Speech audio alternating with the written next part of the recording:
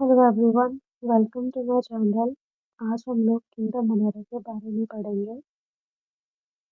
ये टॉपिक है, ये हमारी 11th क्लास की बायोलॉजी की एनसीईआरटी का चैप्टर 2 है। Chapter 2 that is biological classification. उसके अंदर हम लोग किंगडम मोनारो के बारे में पढ़ते हैं। सो हम लोगों ने इसी चैप्टर के अंदर कुछ बेसिक चीज़ें किंगडम मोनारो के बारे में पहले भी पढ़ी हुई हैं। कि किंगडम मोनारो के अंदर सबसे पहले प्रोकैरियोटिक ऑर्गेनिज्म आते हैं। प्रोकैरियोटिक आते हैं।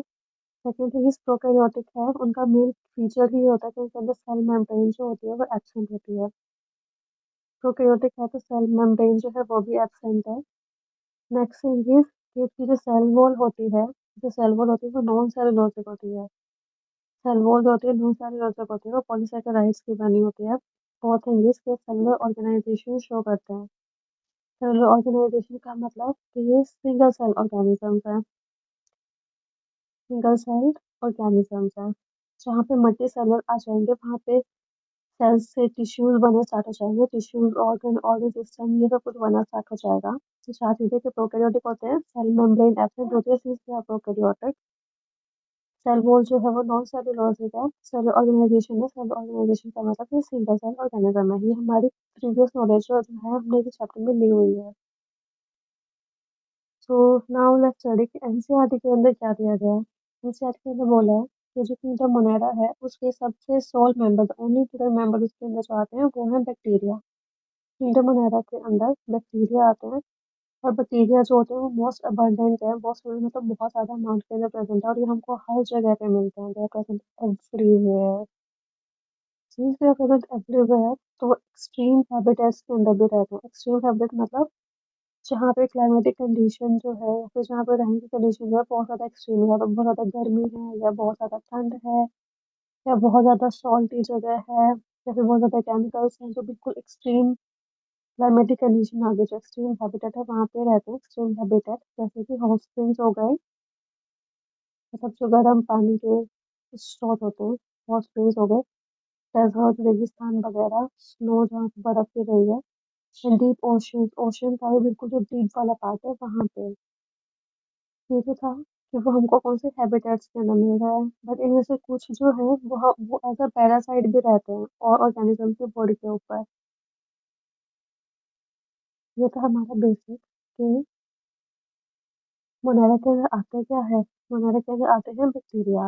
अब हमने इन बैक्टीरिया को क्या किया है, हमने इन बैक्टीरिया को चार कैटेगरीज के अंदर डिवाइड कर दिया है बेस्ड ऑन देयर शेप। उनकी शेप के बेसिस पे हम लोगों ने इनको चार कैटेगरीज के अंदर डिवाइड कर दिया। सबसे पहले आते हैं स्फेरिकल शेप वाले, then there are rod shape वाले, कॉमा शेप वाले हैं, एंड स्पाइरल शेप वाले हैं। जो स्फेरिकल शेप वाले हैं उनको हमने कोकस बोला है। रोड शेप वाले बैसिलस, कॉमा शेप वाले विब्रियम, स्पाइरल शेप वाले स्पाइरुलम। हम लोगों ने क्या किया, बैक्टीरिया को चार पार्ट में डिवाइड कर दिया है। ओके, सबसे पहला है कोकाई। कोकाई जो है वो स्फेरिकल शेप है।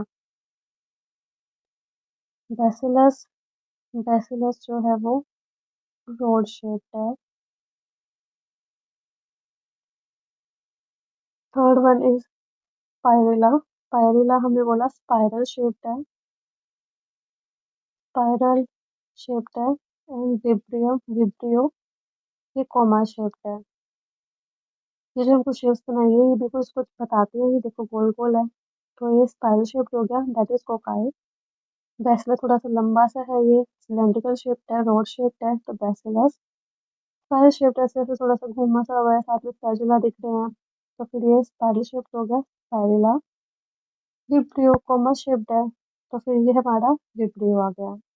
ये थे डिफरेंट टाइप्स ऑफ बैक्टीरिया। अब हम लोग आगे चलते हैं। अब बैक्टीरिया का मोड ऑफ न्यूट्रिशन क्या है उसके बारे में बताया गया है कि सम जो है कुछ ऑटोट्रॉपिक होते हैं और कुछ हेटरोट्रॉपिक होते हैं। ऑटोट्रॉपिक के अंदर फोटोसिंथेटिक भी होते हैं, कीमोसिंथेटिक भी होते हैं, ये हमने पहले भी पढ़ा था। ये दो टाइप के होते हैं।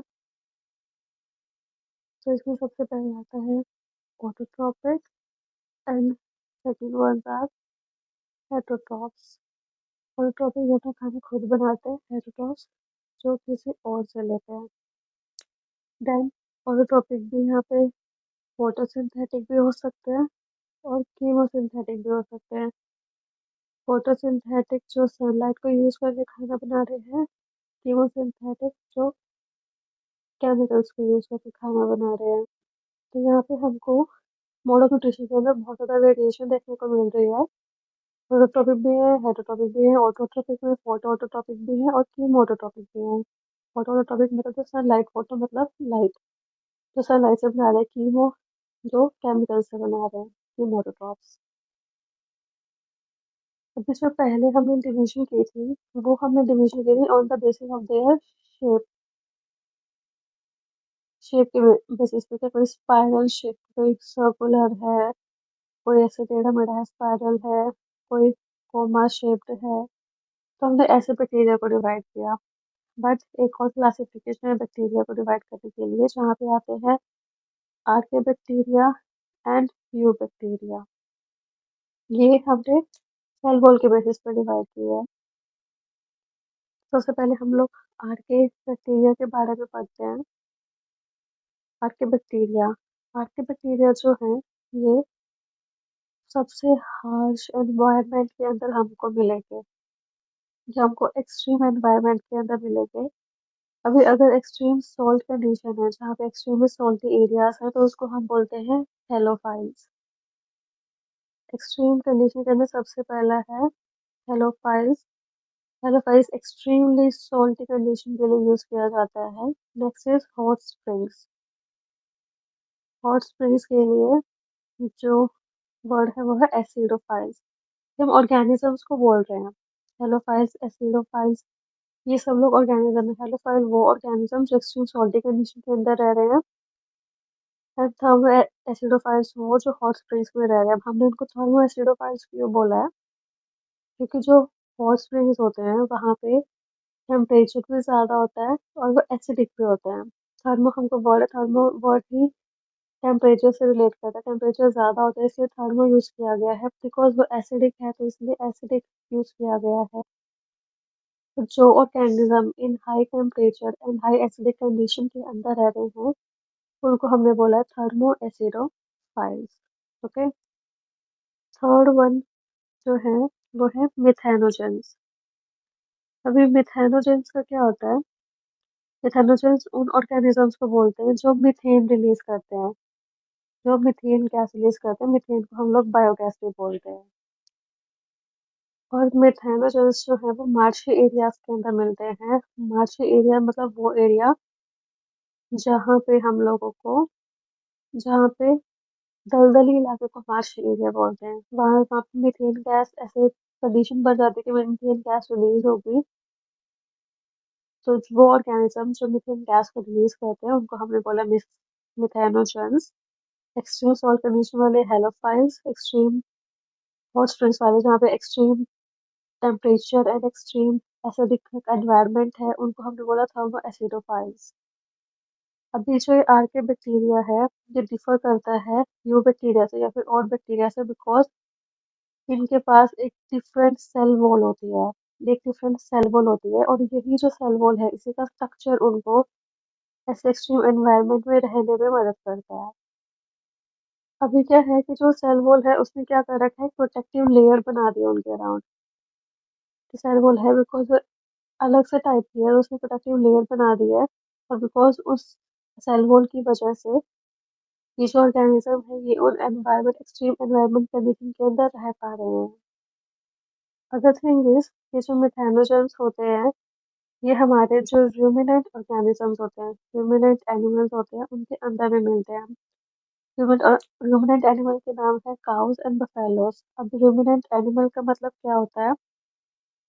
रूमिनेंट एनिमल वो होते हैं जो अपने अंदर खाना लेते हैं, अगर उन्होंने लिया उसको एक जगह पे स्टोर किया, ठीक है, एक स्ट्रक्चर के अंदर स्टोर किया, फिर उसको वापस से बाहर निकाला, उसको च्यू किया और फिर अपने डाइजेशन के अंदर डाल दिया। ठीक है, तो ये हमारे होते हैं रूमिनेंट एनिमल्स। अभी जो इनका गट है, जो इनका गट है इसके अंदर भी मिथेनोजेंस प्रेजेंट होते हैं। Methanogens are methane producing organisms इसीलिए जो गोबर होता है, जो काव एंड बफेलो का जो डंग है, जो गोबर है, उससे हमें जो स्मेल आती है, एक डिस्टिंक्टिव स्मेल, वो मीथेन गैस की होती है, जिसे हम बायोगैस भी बोलते हैं। बिकॉज बिकॉज उस डंग के अंदर मीथेनोजेंस प्रेजेंट है जिन्होंने मीथेन प्रोड्यूस किया है, और यही मीथेन जो है वो डिस्टिंक्टिव एक अलग से स्मेल देता है। ओके, अब हम लोग पढ़ेंगे यू बैक्टीरिया के बारे में।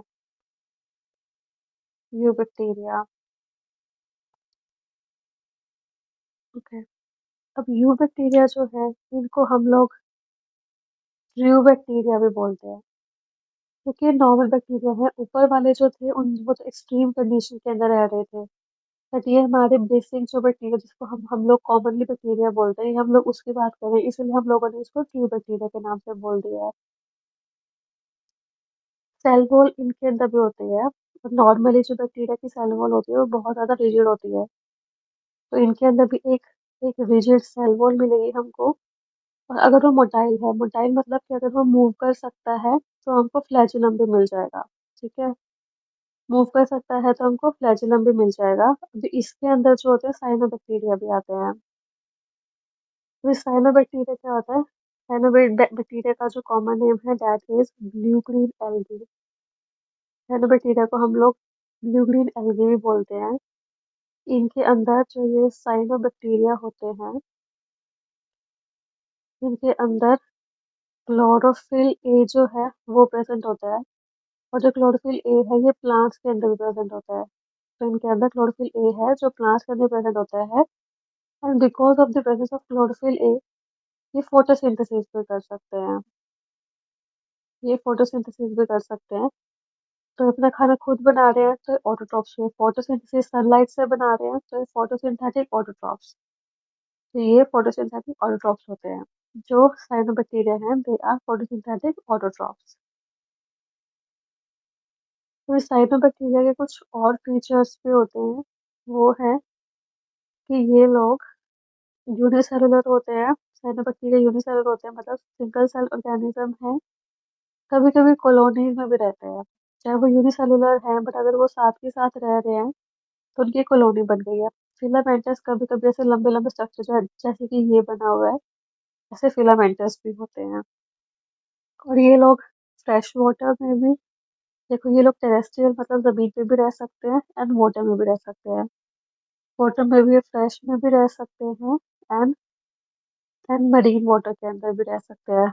मतलब ये भी बहुत ज़्यादा डाइवर्स है इनका जो हैबिटेट है। टेरेस्ट्रियल में रह लिए, वाटर में भी रह लिए। वाटर में चाहे फ्रेश पानी हो, चाहे सी वाला पानी हो जो मरीन होता है, नमक वाला पानी हो, वहाँ पे भी रह सकते हैं। And the one most important thing जो साइनोबैक्टीरिया के अंदर है, वो है कि उनके ऊपर एक म्यूसिलेजिनस शीट प्रेजेंट होती है।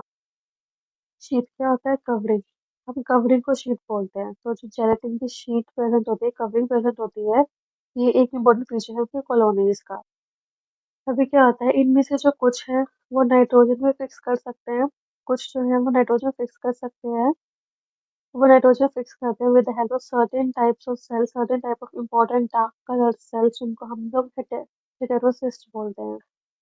अभी क्या इनकी बॉडी के अंदर और सेल भी हैं, पर जो ये वाला जो पर्टिकुलर सेल है जो हेटेरोसिस्ट है, जो ये दिखा रखा है, सिर्फ ये नाइट्रोजन फिक्स करेगा। ये जो ऊपर दिखाए हुए हैं ये सब लोग, ये नॉर्मल सेल है। ठीक है, जो हेटेरोसिस्ट होते हैं they have the capacity to fix nitrogen, और ये प्रेजेंट कहाँ पे मिलते हैं? हम लोग नॉस्टॉक के अंदर भी मिलते हैं, एंड एनाबेना के अंदर भी मिलते हैं। तो ऑर्गेनिज्म जो नाइट्रोजन फिक्स कर सकते हैं उसके एग्जाम्पल है नॉस्टॉक एंड एनाबेना। अभी हमने ये ऊपर पढ़ा ही था कि सबसे पहले आ जाते हैं उनके अंदर photosynthetic autotrophs and chemosynthetic autotrophs के दो टाइप ऑटोट्रॉपिक का हमने पढ़ लिया है, जैसे कि साइनोबैक्टीरिया होते हैं, या फिर कुछ और। जो ब्लू ग्रीन एल्गी उसके अंदर क्लोरोफिल ए है, तो खुद खाना बनाएंगे तो फोटोसिंथेटिक ऑटोट्रॉफ हो गए। अभी ऑटोट्रॉपिक के अंदर कीमो भी है, जो केमिकल के थ्रू खाना बना रहे हैं। ये क्या यूज करते हैं? ये इनऑर्गेनिक सब्सटेंसेस को यूज करते हैं। ये इनऑर्गेनिक सब्सटेंसेस को यूज करते हैं, जैसे कि नाइट्रेट्स, नाइट्राइट्स एंड अमोनिया। ये जो बैक्टीरिया है ये नाइट्रेट्स, नाइट्राइट या अमोनिया को लेके उससे एटीपी प्रोड्यूस करते हैं, उससे अपना खाना बनाते हैं। ठीक है, और बिकॉज़ ये ऐसे काम करते हैं तो ये बहुत ज़्यादा इम्पोर्टेंट रोल प्ले करते हैं न्यूट्रिएंट्स की रिसाइक्लिंग के अंदर। कैसे न्यूट्रिएंट जैसे कि nitrogen, phosphorus, iron and sulphur. ये रिसाइक्लिंग के अंदर मदद करते हैं किनकी? Nitrogen, phosphorus, iron and sulphur.